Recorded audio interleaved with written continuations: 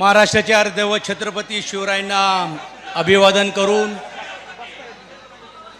परमपूज्य भारतरत्न डॉक्टर बाबासाहेब आंबेडकर यांना अभिवादन करून हिंदू हृदय सम्राट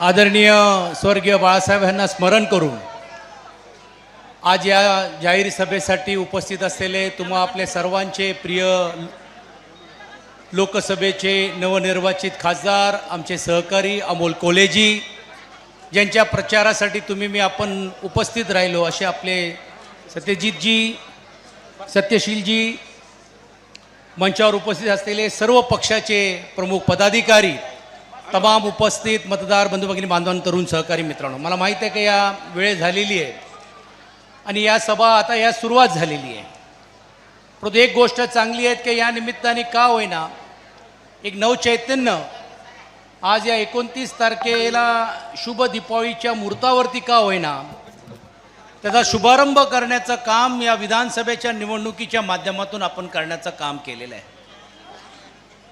ही निवडणूक स्थानिक समस्या स्थानिक प्रश्न ह्याच्यातील आहेतच आहेत ते लोकप्रतिनिधीमधून कसे अपयश झालेत काय नाही झाले ह्याची चर्चा होणारच होणार आहे पण खऱ्या अर्थाने ही निवडणूक आपण जर पाहिली तर ही महाराष्ट्राच्या अस्मितेची निवडणूक आहे याहीकडे सर्व मतदारांनी पाहण्याची गरज आहे कारण महाराष्ट्राची ही कधी संस्कृतीच राहिलेली नाही आहे विरोधाला विरोध एकमेकांना उत्तर प्रत्युत्तर ही संस्कृती नक्कीच राहिलेली आहे पण तू मला विरोध करशील तर मी तुला संपवल्याशिवाय राहणार नाही आणि तुलाच नाही तर तुझ्या पक्षालाही संपवल्याशिवाय मी स्वस्थ बसणार नाही ही नवीन संस्कृती जी महाराष्ट्रामध्ये येते त्याला रोखणारी ही निवडणूक आहे या दृष्टिकोनातून राज्यातल्या तमाम मतदारांनी पाहण्याचं काम केलं पाहिजे।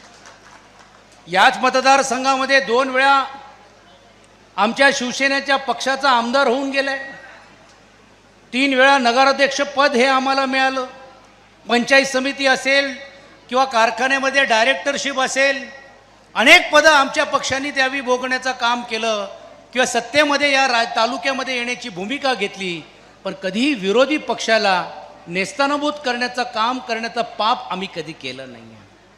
अमोलजी आपण त्यावेळी तर आपण अदलाबदलीच केली मी ज्या भूमिकेत होतो त्यावेळी तुम्ही त्या भूमिकेत होता संपर्क प्रमुख या नात्याने म्हणून मी आता जी बैठक करून आलो त्याची यादी मी इकडे वाचून दाखवत नाही कारण त्या वेता जसे तुम्ही ऐकलेले तसेच वेता ऐकणं हे माझा देखील संपर्क प्रमुख या नात्याने हे कर्तव्य पण मी आज इकडे आलो आहे सत्यशीलजींच्या मागे उभं राहण्यासाठी हे आदरणीय पक्षप्रमुख उद्धव बाळासाहेब ठाकरे आणि आदित्य ठाकरेजींचा निरोप घेऊन की पूर्ण ताकदीने पक्ष आमच्या तुमच्या मागे उभा राहिल्याशिवाय राहणार नाही आहे कारण ही लढाई ही तुमची नाहीच आहे।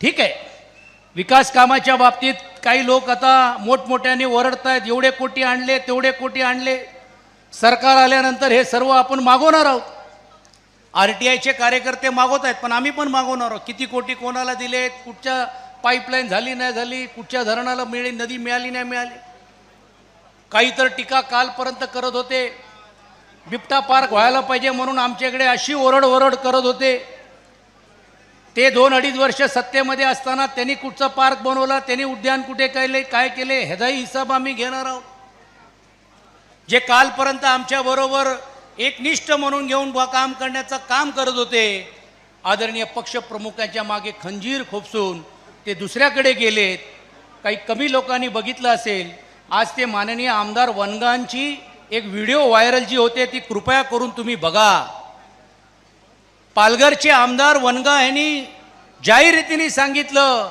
की मी शिंदे गटाकडे गेली ही मोठी चूक केली मी एका देव माणसाच्या मागे खंजीर खुपसण्याचं काम केलं मला परमेश्वर माफ करणार नाही ही परिस्थिती ही आज त्यांची झालेली आहे पण काही लोक राजकीय स्वार्थासाठी वेगवेगळी चूळ पेटवण्याचं काम करतायत भावनात्मक करण्याचं काम करतात काहींनी तर भावनात्मक करत असताना सांगितलं की मावळीला उमेदवारी मिळाली तर मी काय उमेदवारी देणार नाही. मग राहिलं ना मावळी अपक्ष, घ्या ना त्याच्या मागे उमेदवारी आणि मागे आणि द्या त्याला सपोर्ट. पण ते करणार नाही, कारण काही ना आपली राजकीय पोळी भाजून घ्यायची आहे. म्हणून मी मतदारांना आवाहन करीन की पहिला पार्सल जर कोणाचा पॅक करायचा असेल तर जे लोक बंडखोर करतायत किंवा जे लोक या आघाडीमध्ये बिघाडण्याचं काम करतायत ह्यांना बाजूला ठेवण्याचं काम करा. मावळीची चिंता तुम्ही करू नका, कारण मावळी माझ्यापेक्षा जास्त जवळचे खासदार साहेबांचे. खासदारांनी एकदा जेवायला जावं, म्हणजे आता नाही, दिवाळी नंतर जावा, इलेक्शन नंतर जावा. कारण मावळी एक प्रामाणिक काम करणारा कार्यकर्ता आहे, त्याच्या मागे आहेत. म्हणजे याचा अर्थ काय वेगळं घेऊ नका, त्याचा परत सत्यशीलला टेन्शन येईल की अजून काय होतोय की काय. पण आता 3 वाजलेली आहेत, तुम्ही चिंता करायची गरज नाही. तुम्हीच आमचे अधिकृत उमेदवार आहात आणि तुम्हीच निवडून येणार आहात, याबद्दल शिक्कामोर्तब झालेलं आहे.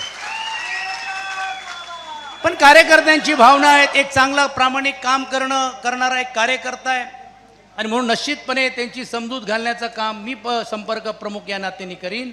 आपण व्यासपीठावर बसलेल्या लोकांनी पण आपल्याला एकत्रित करण्याचं काम त्यांना आपल्याला करायचं आहे, कारण त्यांनाही प्रवाहाच्या बाहेर ठेवून आपल्याला चालणार नाही.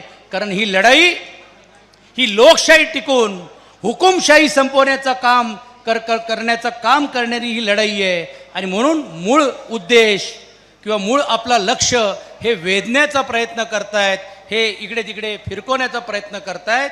म्हणून त्याच्यातून तुम्ही भरकट जाऊ नका. सत्यशीलजींच्या मागे उभं राहून पूर्ण रीतीने ताकदीने तुतारी या निशाणीच्या मागे उभं राहणं म्हणजेच लोकशाही टिकवणं. आदरणीय पवार साहेबांचा हात बटकळ करणं म्हणजेच लोकशाही टिकवणं. आदरणीय उद्धवजींना साथ देणं म्हणजेच लोकशाही टिकवणं. आदरणीय राहुलजींना साथ देणं म्हणजेच लोकशाही टिकवणं. आणि मी तुम्हाला शब्द देतो की हे महाविकास आघाडीचा सरकार येतोय, सरकार येणारच आहेत. कारण लोकसभेमध्ये जनतेने दाखवून दिलं की आम्ही काय करू शकतो. कितीही कोटी वाटा, कितीही काही गोष्टी करा, पण आम्ही तुम्हाला धडा शिकवल्याशिवाय स्वस्थ बसणार नाही. आणि म्हणून आता त्यांना आमची माय माऊलीची आठवण होते लोकसभेच्या नंतर. भाऊबीजला कोण काही जर त्यांनी देण्याचं काम केलं तर त्याची जाहिरात होत नाही. पण आज मोठमोठी जाहिरात करण्याचं काम, आज लाडकी बहीण म्हणून करण्याचं काम ही मंडळी जी करतायत, ह्यांचाही देखील खरा पितळा हे या येणाऱ्या काळामध्ये आम्ही करून व त्यांचा खुलासा करून किंवा ते लोकांसमोर आणल्याशिवाय आम्ही राहणार नाही. कारण किती कोटी रुपयाची निधी ही एका योजनेला दिलेली आहे आणि आज लोकांचे पगार होऊ शकत नाही. आज अनेक कर्मचाऱ्यांचे पगार होऊ शकत नाही. अनेक योजना आहेत, अनेक मागासवर्गीय समाजाचे असतील किंवा ओबीसीचे असतील किंवा मराठाचे असतील, या वेगवेगळ्या संस्थेचे पण देखील पैसे देण्याचं काम करण्याचं काम केलेलं आहे. आम्ही सरकारमध्ये आल्यानंतर याहीपेक्षा चांगली योजना आणू आणि एक स्थिर रीतीने या राज्यालाचा गाडा पुढे नेऊन जाण्याचं काम आम्ही करू. त्यासाठी सत्यशीलजींच्या मागे उभं राहणं हे आपल्या सर्वांचं कर्तव्य आहे आणि तुम्ही ते निश्चितपणे राहाल अशीच मी या निमित्ताने अपेक्षा व्यक्त करतो आणि थांबतो. धन्यवाद. जय हिंद, जय महाराष्ट्र.